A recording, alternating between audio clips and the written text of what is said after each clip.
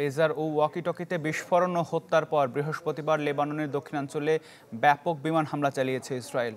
বার্তা সংস্থা রয়টার্স জানায়, গাজায় যুদ্ধ শুরুর পর এবারই সবচেয়ে বেশি ইসরায়েলি বোমা হামলার শিকার হলো লেবানন। এই পরিস্থিতিতে যুক্তরাষ্ট্র বলছে, মধ্যপ্রাচ্যে কূটনৈতিক সমাধান সম্ভব এবং তা দ্রুত করার আহ্বান জানিয়েছে হোয়াইট হাউস। বেশি পাকা টমেটো আর সিক্রেট রেসিপির কম্বিনেশনে তৈরি প্রাণ সস, সসের বস।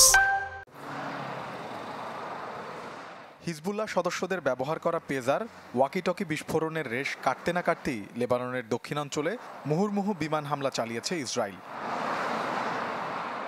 লেবাননের জাতীয় সংবাদ সংস্থা জানায়, বৃহস্পতিবার জেজিন শহরের মাহমুদিহ, কাসর আল আরুশ ও বিরকেট জাম্বুর এলাকা লক্ষ্য করে এসব হামলা চালানো হয়। প্রাথমিকভাবে প্রাণহানির কোনো খবর মেলেনি।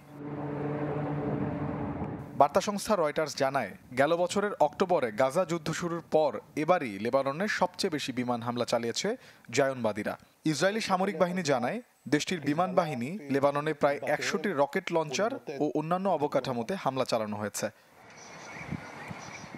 এদিকে হিজবুল্লাহর হামলার কারণে লেবাননের সীমান্তবর্তী উত্তরাঞ্চল থেকে বাস্তুচ্যুত বিপুল সংখ্যক ইসরায়েলি বাসিন্দাদের নিরাপদ পুনর্বাসন চায় ইসরায়েল। কিন্তু গাজায় যুদ্ধবিরতি না হলে সেখানে হামলা অব্যাহত রাখার কথা জানায় লেবাননের সশস্ত্র গোষ্ঠীটি।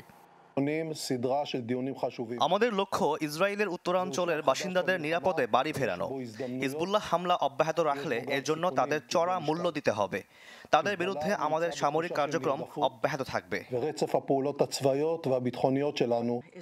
এদিকে বড় ধরনের যুদ্ধ এড়াতে সব পক্ষকে সংযত থাকার আহ্বান জানায় হোয়াইট হাউস। ইসরায়েল ও হামাসের মধ্যে যুদ্ধবিরতি হলে মধ্যপ্রাচ্যে উত্তেজনা কমে আসবে, কিন্তু ইরানের মদতপুষ্ট যে কোনো ধরনের হুমকির বিরুদ্ধে যুক্তরাষ্ট্র অবিচল রয়েছে। গেল মঙ্গল ও বুধবার লেবানন ও সিরিয়ায় হিজবুল্লাহ ব্যবহৃত পেজার ও ওয়াকিটকিতে হামলার বিষয়ে এখনও মুখ না খুললেও ইসরায়েলকে এই হামলার জন্য দায়ী করছে লেবানন সরকার ও হিজবুল্লাহ।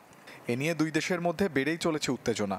আশঙ্কা করা হচ্ছে ব্যাপক সংঘাতময় মোড় নিতে যাচ্ছে মধ্যপ্রাচ্য পরিস্থিতি। মোর্শেদ শোভন, চ্যানেল 24।